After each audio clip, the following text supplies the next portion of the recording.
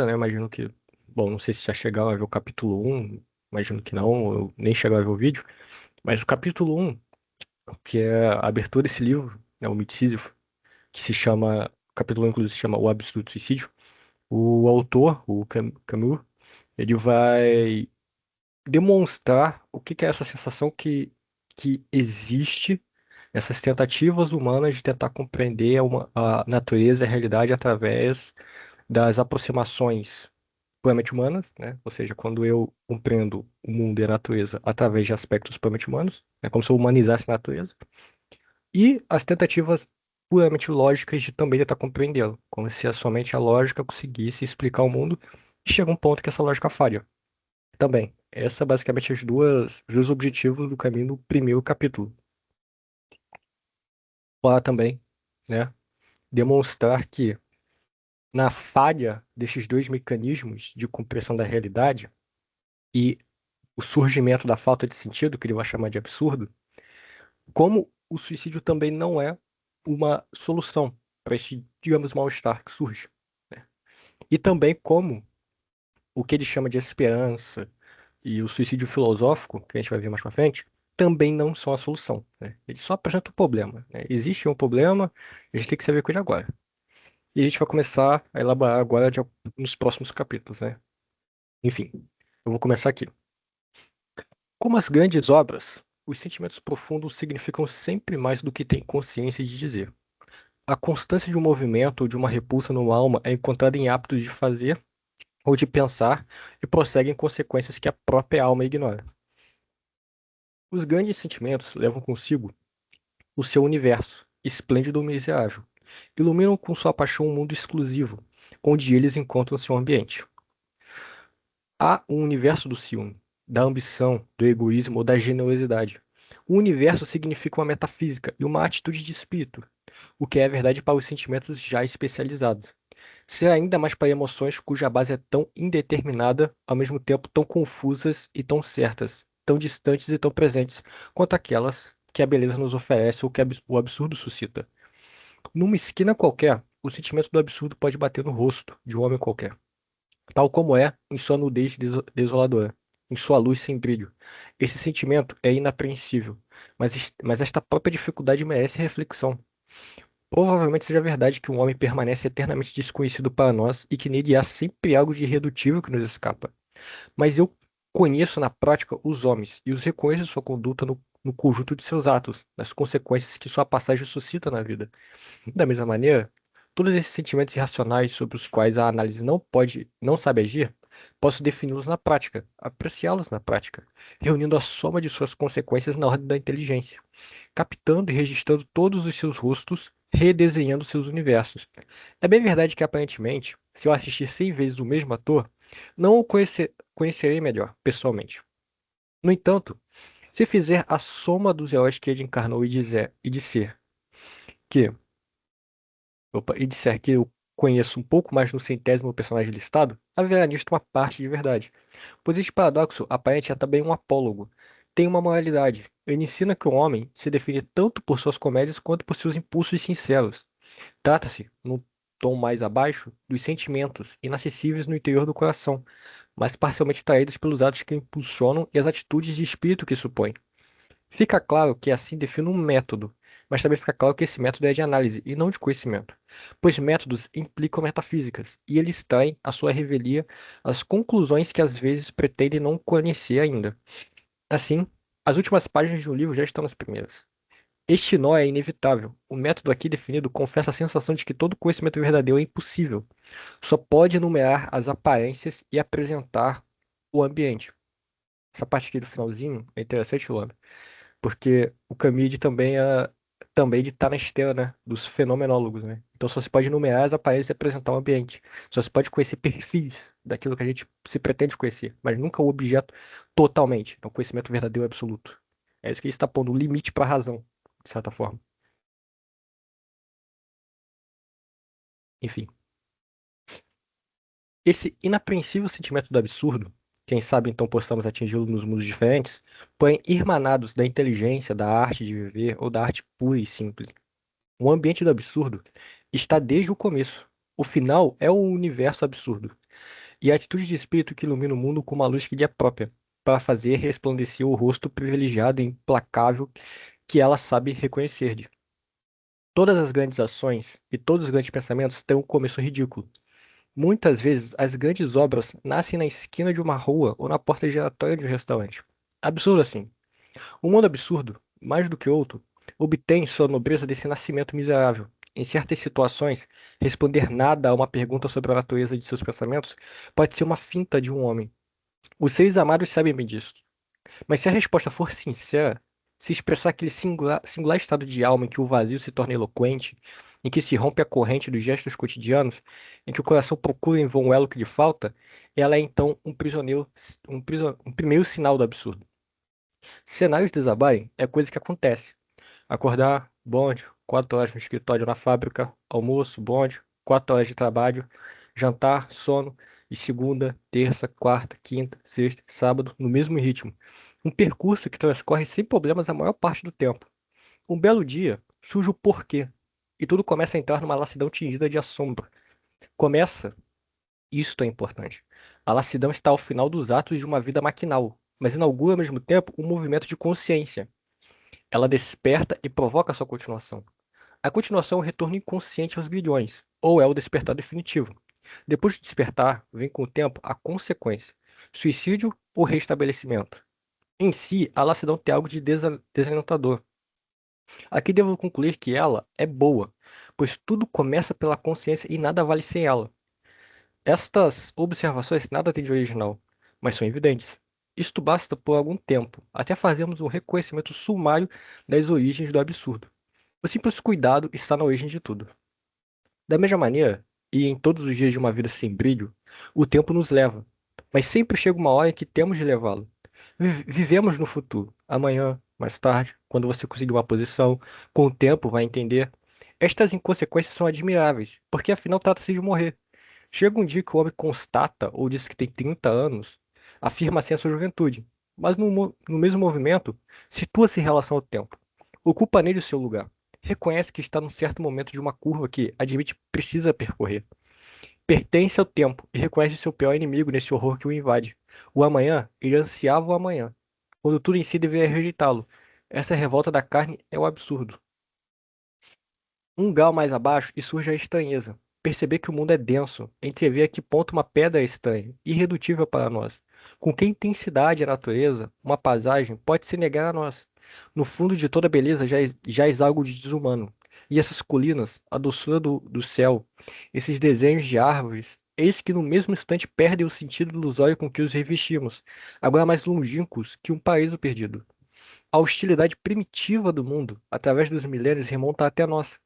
Por um segundo não o entendemos mais, porque durante séculos só entendemos nele as figuras e desenhos que lhe fornecíamos previamente. Porque agora já nos falta forças para usar esse artifício.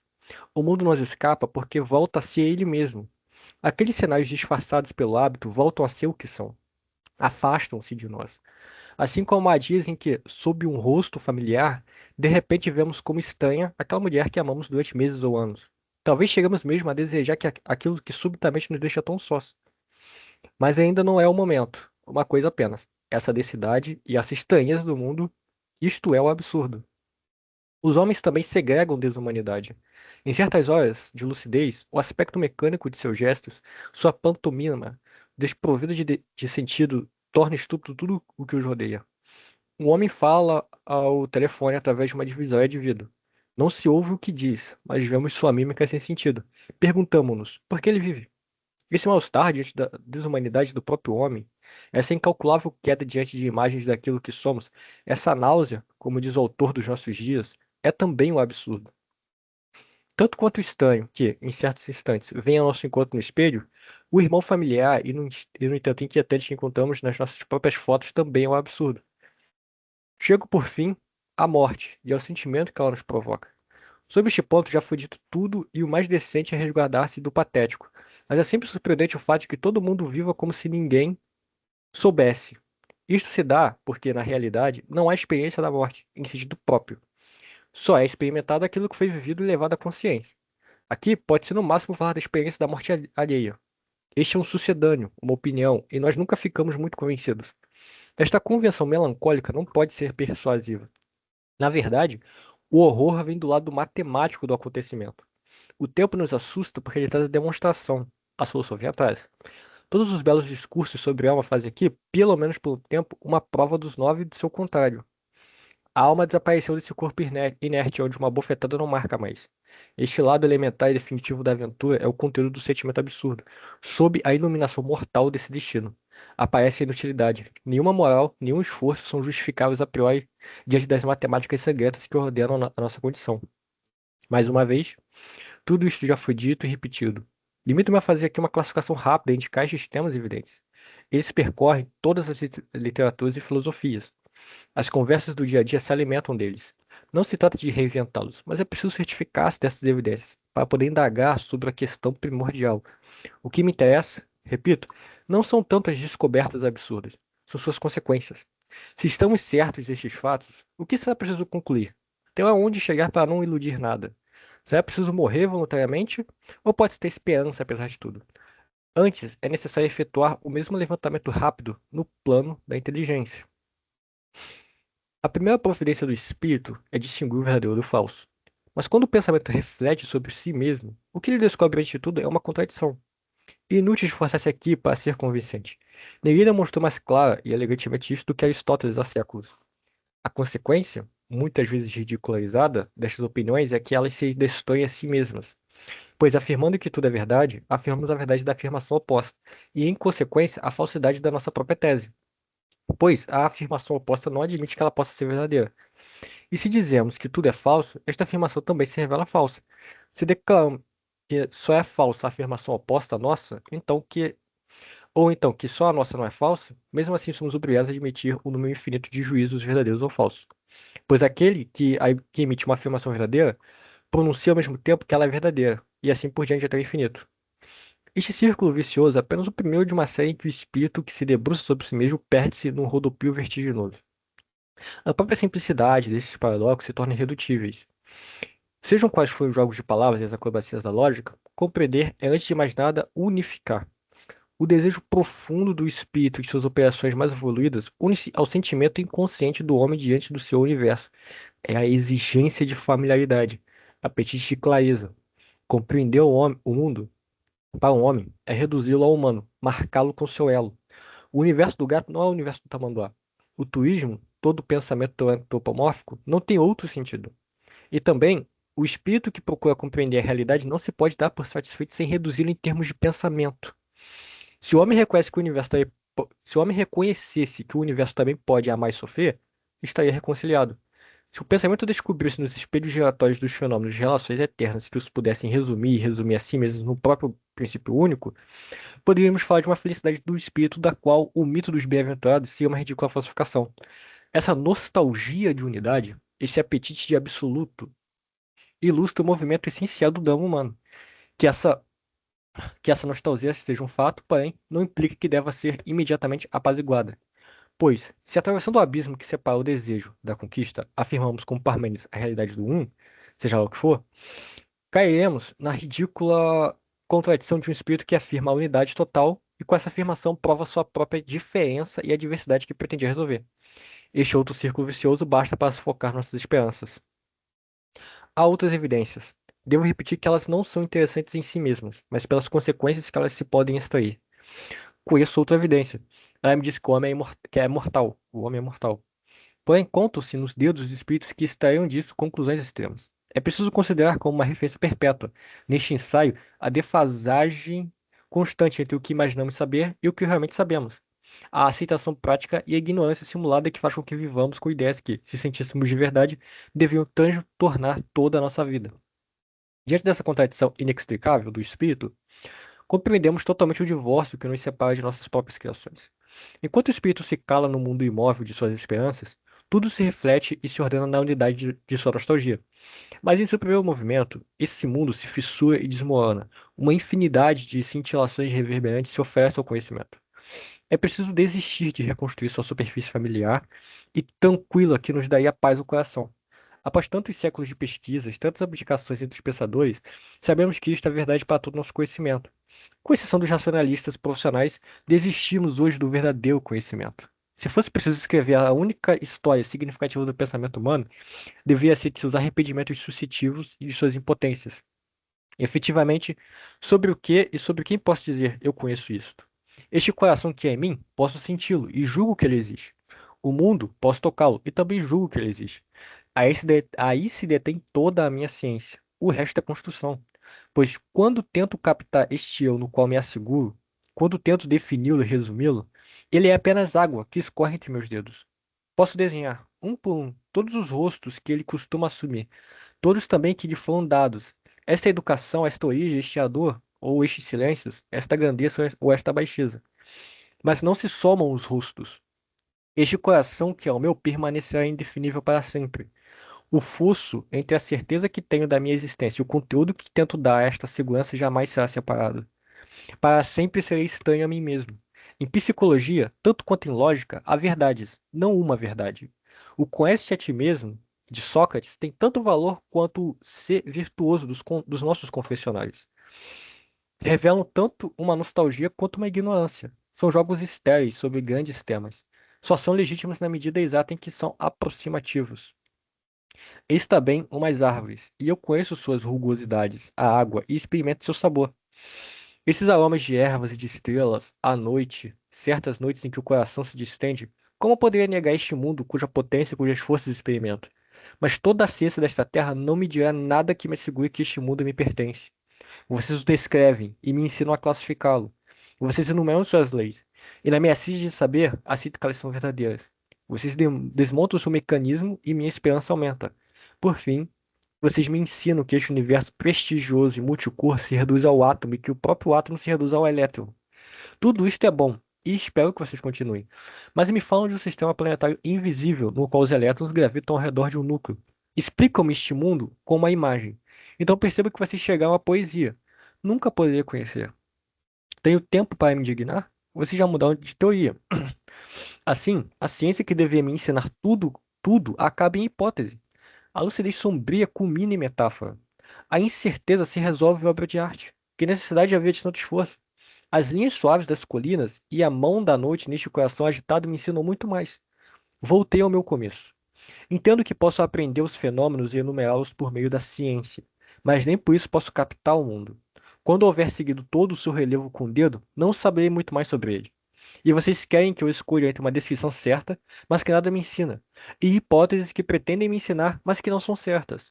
Estranho a mim mesmo e a este mundo, armado somente com um pensamento que se nega quando afirma: que condição é esta em que só posso ter paz deixando de saber e de viver, em que o apetite de conquista se choca contra os muros que desafiam seus assaltos? Querer é suscitar paradoxos. Tudo está arrumado para que nasça uma paz envenenada, que a displicência, o sono do coração ou as renúncias mortais proporcionam. A inteligência também me diz, à sua maneira particular, que este mundo é absurdo. Seu contrário, que é a razão cega, prefere pretender que tudo está claro. Eu esperava provas e desejava que ela tivesse razão, mas apesar de tantos séculos pretensiosos e acima de tantos homens eloquentes e persuasivos, sei que isto é falso. Nesse plano, pelo menos, não há felicidade se eu não puder saber. Essa razão universal, prática ou moral, esse determinismo, essas categorias que explicam tudo fazem o homem honesto dar risada. Não tem nada a ver com o espírito, negam sua verdade profunda, que é de estar acorrentado. Nesse universo indecifrável e limitado, o destino do homem ganha doravante seu sentido. Uma multidão de irracionais se ergue para rodeá-lo até o fim, em sua clarividência recuperada e agora ajustada. O sentimento de absurdo se esclarece e torna-se mais preciso. Eu dizia que o mundo é absurdo, mas ia muito depressa. Este mundo não é razoável em si mesmo. Eis tudo o que se pode dizer. Porém, o mais absurdo é o confronto entre o irracional e o desejo desvairado de clareza cujo apelo ressoa no mais profundo do homem. O absurdo depende tanto do homem quanto do mundo. Por ora, é o único laço entre os dois. Ele os adere um ao outro como só o ódio pode juntar os seres. É tudo o que posso divisar claramente neste universo sem medida onde meia aventura se desenrola. Paremos por aqui. Se considero verdadeiro esse absurdo que rege minhas relações com a vida, se me deixo penetrar pelo sentimento que me invade diante do espetáculo do mundo, pela clarividência que me impõe a busca de uma ciência, devo sacrificar tudo a tais certezas e encará-las de frente para poder mantê-las. Sobretudo, devo pautar nelas minha conduta e persegui-las em todas as suas consequências. Falo aqui de honestidade, mas antes quero saber se o pensamento pode viver nesses desertos. Já sei que o pensamento pelo menos entrou nesses desertos. Ele encontrou ali seu pão, compreendeu que até então se nutria de fantasmas. Deu pretexto para alguns dos temas mais prementes da reflexão humana. A partir do momento em que é reconhecido, o absurdo é uma paixão, a mais dilacerante de todas. Mas toda a questão é saber se podemos viver com nossas paixões. Nossas paixões. Se podemos aceitar sua lei profunda, que é queimar o coração que elas ao mesmo tempo exaltam. Mas ainda não é disso que trataremos. Essa questão está no centro dessa experiência. Haverá tempo para voltar a ela. Antes, reconhecemos esses temas e impulsos nascidos do deserto. Será suficiente enumerá-los. Hoje em dia são conhecidos por todos. Sempre houve homens para defender os direitos do irracional. A tradição do que podemos chamar de pensamento humilhado nunca deixou de estar viva. A crítica ao racionalismo foi feita tantas vezes que parece não haver mais o que dizer. Mas nossa época vê renascer esses sistemas paradoxais que se empenham em fazer a razão tropeçar, como se nela a verdade, como se na verdade ela sempre estivesse andando com passos firmes. Mas isto não é prova da eficácia da razão, como tampouco da vivacidade de suas esperanças. No plano da história, essa constância de duas atitudes ilustra a paixão essencial do homem dilacerado entre sua atração pela unidade e a visão clara que pode ter dos mundos que o encerram. Mas nunca, talvez, como em nosso tempo, o ataque à razão foi tão forte. Desde o grande grito de Zaratustra, por acaso é a nobreza mais antiga do mundo, por acaso é a nobreza mais antiga do mundo. Eu a atribuí a todas as coisas quando disse que acima dela não havia nenhuma vontade eterna a querer. Desde a doença mortal de Kierkegaard, esse mal que leva à morte sem mais nada depois dela. Os temas significativos e torturantes do pensamento absurdo se sucederam, pelo menos. E este detalhe é capital, os do pensamento irracional e religioso. De Jaspers a Heidegger, de Kierkegaard a Chestov, dos fenomenólogos a Scheller. No plano lógico e no plano moral, toda uma família de espíritos aparentados por sua nostalgia, opostos por seus métodos ou seus fins, teimaram em obstruir a via real da razão e recuperar os caminhos retos da verdade. Estou supondo aqui pensamentos conhecidos e vividos. Não importa quais sejam ou tenham sido suas ambições. Todos eles partiram do universo indizível em que reinam a contradição, a antinomia, a angústia ou a impotência. E o que eles têm em comum são justamente os temas que até aqui abordamos. Sobre eles, também deve-se dizer que o que mais importa são as conclusões que poderão extrair dessas descobertas. Eles têm tanta importância que será preciso examiná-los à parte. Por enquanto, abordamos somente suas descobertas e experiências iniciais. Trata-se apenas de constatar sua concordância. Seria presunçoso querer tratar de suas filosofias, mas é possível e suficiente, em todo caso, expor o ambiente que lhes é comum. Heidegger considera friamente a condição humana e anuncia que essa existência é humilhada. A única realidade é o cuidado, em toda a escala dos seres. Para o homem perdido no mundo e suas distrações, tal cuidado é um breve e fugidio medo, mas eis que esse medo toma consciência de si mesmo e torna-se angústia, ambiente perpétuo do homem lúcido, no qual se reencontra a existência. Esse professor de filosofia escreve sem temor e na linguagem mais abstrata do mundo que o caráter finito e ilimitado da existência humana é mais primordial que o próprio homem. Ele se interessa por Kant, mas é para reconhecer o caráter limitado de sua razão pura. Tudo isso para concluir, ao cabo de suas análises, que o mundo nada mais pode oferecer ao homem angustiado. A verdade desses cuidados de parece ultrapassar tanto, em termos de verdade, as categorias do raciocínio, que ele não para de pensar nisso e só fala disso. E enumera suas faces, de tédio quando o homem banal procura nivelá-lo em si mesmo e atordoá-lo, de terror quando o espírito contempla a morte. Ele tão pouco separa a consciência do absurdo. A consciência da morte é o apelo do cuidado, e a existência se lança então um apelo próprio por intermédio da consciência. Ela é a própria voz da angústia e exorta a existência. A volta a si a ela mesma depois de sua perda no ser anônimo.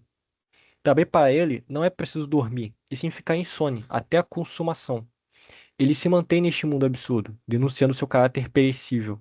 Procura seu caminho no meio dos escombros. Jaspers desiste de toda ontologia porque quer que percamos a ingenuidade. Sabe que não podemos atingir nada que transcenda o jogo mortal das aparências. Sabe que o fim do espírito é o fracasso. Percorre sem pressa as aventuras espirituais que a história nos oferece e desvenda impiedosamente a falha de cada sistema. A ilusão que salvou tudo e pregação que nada ocultou. Neste mundo devastado, onde foi demonstrada a impossibilidade de conhecer, onde o nada parece ser a única realidade e o desespero sem remédio, a única atitude, ele tenta encontrar o fio de Ariadne, que conduz os segredos divinos. Chestov, por seu lado, ao longo de toda uma obra de admirável monotonia, sempre inclinado em direção às mesmas verdades, demonstra sem trégua que o sistema mais fechado, o racionalismo mais universal, sempre acaba batendo no irracional do pensamento humano. Não lhe escapa nenhuma evidência irônica, nenhuma contradição ridícula que desvalorize a ação. Apenas uma coisa lhe interessa, a exceção, seja na história do coração ou na história do espírito. Através das experiências dostoiévskianas, do condenado à morte, das aventuras exasperadas do espírito nietzschiano, das imprecações de Hamlet ou da amarga aristocracia de um Ibsen, ele rastreia, ilumina e magnifica a revolta humana contra o irremediável. Nega à razão suas razões, e só no meio de um deserto sem cor, onde todas as certezas se transformam em pedras, ele começa a dirigir seus passos com alguma decisão. Kierkegaard, talvez o mais interessante de todos, pelo menos durante parte de sua existência, fez melhor do que descobrir o absurdo. Ele o viu.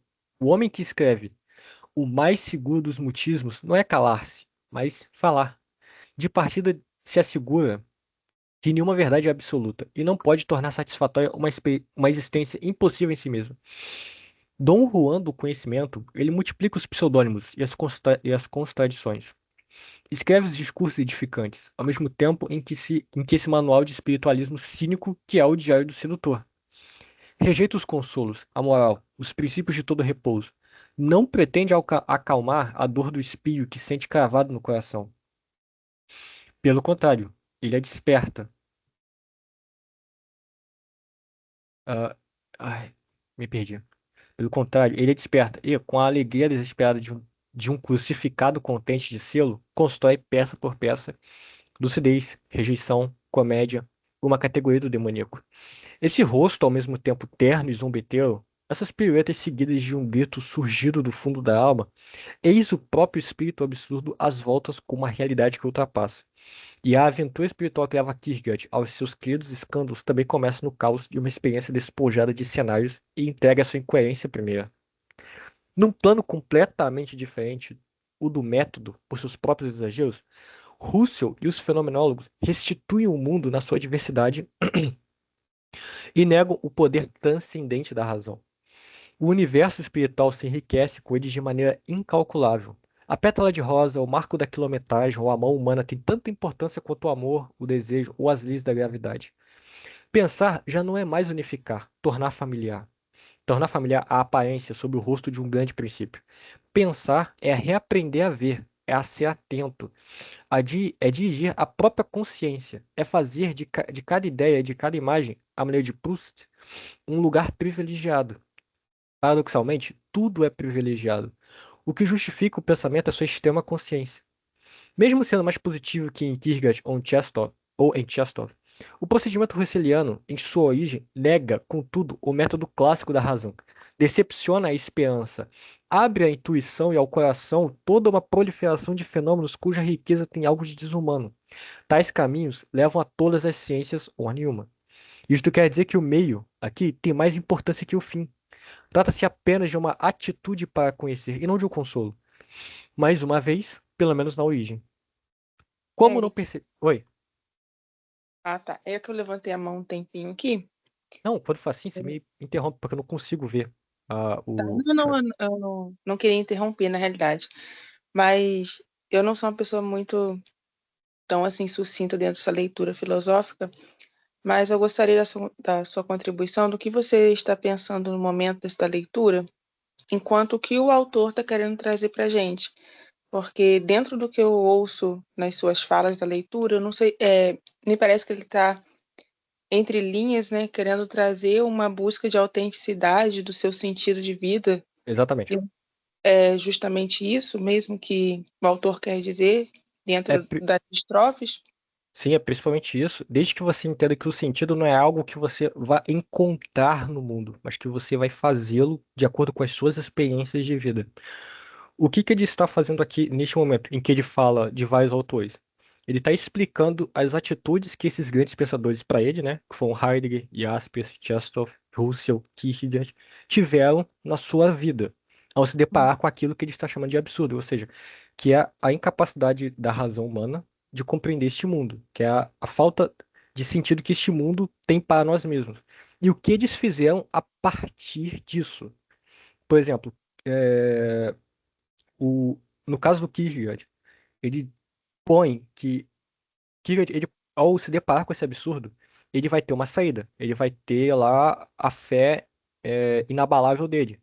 O Heidegger, ele vai ter esse conceito de cura, o cuidado consigo mesmo, para que a gente consiga se manter-se nesse mundo, né? Ou seja, cada pensador está propondo que há um problema, há uma falta de sentido inerente ao mundo e está propondo já uma solução. O que o Camus está tentando mostrar é que essas soluções que eles também estão trazendo não são suficientes também. Elas são formas de escapar da do verdadeiro problema que a gente encara na vida, que é o absurdo, que, por consequência, é falta de sentido. Porque mesmo que você siga essas fórmulas filosóficas para o bem viver, em algum momento você vai se deparar, como eu falei um pouquinho mais cedo, como eu li um pouquinho mais cedo, numa esquina qualquer, o absurdo bate a cara, bate aquele sentimento de ação, tipo, mas não é isso, tá faltando algo, você tem aquele mal-estar, digamos, entende? É, E- outro dia eu estava lendo num livro a questão do que a gente espera da vida, mas a gente olhar o contrário também do que a vida espera da gente. Eu acho que também faz um pouco de ligação com o que você está falando, Uhum, uhum. né? Sim, Pode continuar, que não, e quer tem mais. trabalhar. Não, não tem problema não. É bom porque a gente vai tocando, vai pensando mais, e é positivo isso. E também tem algo muito importante aqui pro Camille, que eu. Nossa, agora eu esqueci totalmente, cara. Agora eu esqueci. Putz, esqueci total. Tá falando do Heidegger, do Kierkegaard, da falta de sentido. Ah, tá. Mas que, como a gente viu aqui mais pro final, né? Ele demonstra que as saídas, as consequências, não são tão fecundas, mas ele também elabora os métodos que esses casos usaram. E mostra a importância deles. Por exemplo, no próprio Russell. Eu demorei muito, na minha maturidade filosófica, digamos assim, até compreender que o Camus também é um fenomenólogo. E quando eu tive essa ideia, eu fiquei, assim, embasbacado, porque ele tá ali, nesse meio, ele só diverge um pouco dos outros que a gente vê, mas ele também tá ali. E ele mostra a importância disso. Por exemplo, nessa parte aqui, quando ele fala, cadê Russell? Russell. Por exemplo, ele fala assim, ó, a pétala da rosa, o marco da quilometragem ao humano tem tanta importância quanto o amor, o desejo, o desejo e a gravidade. O que que ele está defendendo? Que apesar das consequências desses filósofos não serem o mais desejável, porque eles vão te impedir de se deparar com esse problema, com o absurdo, que pode ser fatal, ainda assim, eles devolvem a nós a capacidade de se relacionar genuinamente com o mundo. Ao ponto de que uma pétala de rosa pode ser uma coisa muito singular para ti e muito importante. Uhum. Essa é a importância e o valor que lhe dá a esse método. Diferente das outras filosofias mais racionalistas, que tentam apenas entender o mundo como um sistema fechado de causa e efeito, mecânico, em que vai gerar A, o B vai gerar B. Ele tenta trazer Sim. esse lado mais humano e desumano. Porque a partir do momento que você considera que você está se relacionando com a natureza ela sempre vai ser algo maior do que as meras aspirações humanas. Mas que não há problema nisso. É uma forma de você aceitar este mundo que a gente está vivendo. Que ele não é feito à nossa imagem, mas que ele é algo que a gente tem para poder viver, para poder ter nossas experiências. Mais abaixo aí está uma parte que diz pensar. Aí, para assim, isso. Pensar é reaprender a ver, Sim, a ser pensar, atento e dirigir a própria consciência. Isso é muito interessante quando a gente passa para pensar um pouco mais, porque tudo depende de um pensamento e uma pergunta, de um questionamento que a gente abre outras abas de entendimento, de não ver somente uma forma de sentido, mas a gente pode encontrar outras formas de ver através deste lugar que a gente se encontra. mas, Dentro do que ele está dizendo, Eric, ah, desses outros autores aí, ele quer dizer, é, é uma pergunta, tá? Não estou uhum, afirmando, não. Ele quer dizer que o sentido que é dado a determinadas situações ou circunstâncias, depende da forma que cada um vai ver, por isso que ele está trazendo outros escritos assim de outros autores. Sim, sim. Porque, como ele disse, vários pensadores se deparam com aquilo que ele chama de absurdo, que é a falta de sentido, que é a falta de sentido inerente à vida. E ele está trazendo esses casos porque ele identifica que eles conseguiram identificar esse absurdo, mas que eles não conseguiram trazer uma elaboração satisfatória sem recorrer a um tipo de fuga, entende? Eles não trataram do absurdo, eles arranjaram uma maneira de ignorar que ele existe, Uhum, entendi. Agora entendi. entende? Eu Uhum, pode parei, eu justifico o pensamento aqui que ia você já... começar como não perceber. Ah, tá. É que já tá acabando, tá acabando já. Ok. Como não perceber o parentesco profundo entre esses espíritos? Como não ver que eles se agrupam em torno de um espaço privilegiado e amargo onde a esperança não tem lugar? Quero que tudo me seja explicado ou nada. E a razão é impotente diante desse grito do coração. O espírito despertado por essa exigência procura e nada encontra além de contradições e disparates. O que eu não entendo carece de razão. O mundo está povoado por tais irracionalidades. Aquele cujo significado único eu não entendo não passa de uma imensa irracionalidade. Aquele cujo significado único eu não entendo não passa de uma imensa irracionalidade. Pudesse dizer uma vez só, isso está claro, e tudo se salvaria. Mas esses homens proclamam a porfia que nada é claro. Tudo é caos, que o homem só mantém sua clarividência e o conhecimento preciso dos muros que o cercam. Todas as experiências concordam e se recobrem. O espírito que chega aos confins deve emitir um juízo e determinar suas conclusões. Aí se localizam o suicídio e a resposta. Mas quero inverter a ordem da investigação e a partir da aventura inteligente para voltar os gestos cotidianos. As experiências que evocamos aqui nasceram no deserto que não devemos abandonar. Pelo menos é preciso saber até onde elas chegaram. Neste ponto do seu caminho, o homem se encontra diante do irracional. Sente em si o desejo de felicidade e de razão. O absurdo nasce desse confronto entre o apelo humano e o silêncio irracional do mundo. Isto é o que não devemos esquecer. A isto é que devemos nos apegar, porque toda a consequência de uma vida pode nascer daí. O irracional, a nostalgia humana e o absurdo que surge de seu encontro, esses os três personagens do drama que devem necessariamente acabar com toda a lógica de que uma existência é capaz.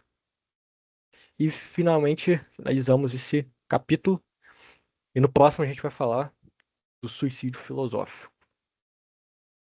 Mas, então, Lana, conseguiu Muito bom. captar um pouco? Assim, sim, enquanto você estava falando, eu estava pensando em várias coisas. Depois eu vou tirar a dúvida, esclarecer para ver se é isso mesmo que eu estou Sim. entendendo, sabe? Se eu estou pegando o mesmo gancho do que Tá. realmente o autor quer falar. Porque ele fala, não acho que não seja claramente, mas obscuramente, dentro das falas dessa leitura, há algo a ser interpretado. E eu sempre fico em busca disso, do que ele quer dizer, Uhum. mesmo sendo que não está sendo dito tão, com essas palavras específicas. É mais colocar a gente no lugar para pensar mesmo. Sim, sim, É sim. racionalidade. Muito bom. Obrigada, Eric. Foi maravilhoso. Gostei. Sim. Eu não sei se você conseguiu ver o vídeo ou ler o primeiro capítulo, mas depois dá uma lida. Uhum. Ele Não, o não primeiro. ele não é tão grande o primeiro capítulo. Eu não lembro. Deixa eu ver sumário. Ó, Muros Absurdos, 19. São 9 páginas, mais ou menos. 8, Pequeno. 7. Não, 7 na real. Esse é pequeno, então se você conseguir dar uma lida, porque também eu sinto que pra você, como eu acho que você não viu, talvez tá faltando um pouco de informações dessa parte que é importante. Uhum. Sim. Eu não cheguei a ter contato ainda não. E é isso, a gente vai lendo aí. É um autor que eu gosto muito. É o cara que me pôs na filosofia, né? Deixa eu parar de compartilhar aqui. E é engraçado porque depois de muito tempo, lendo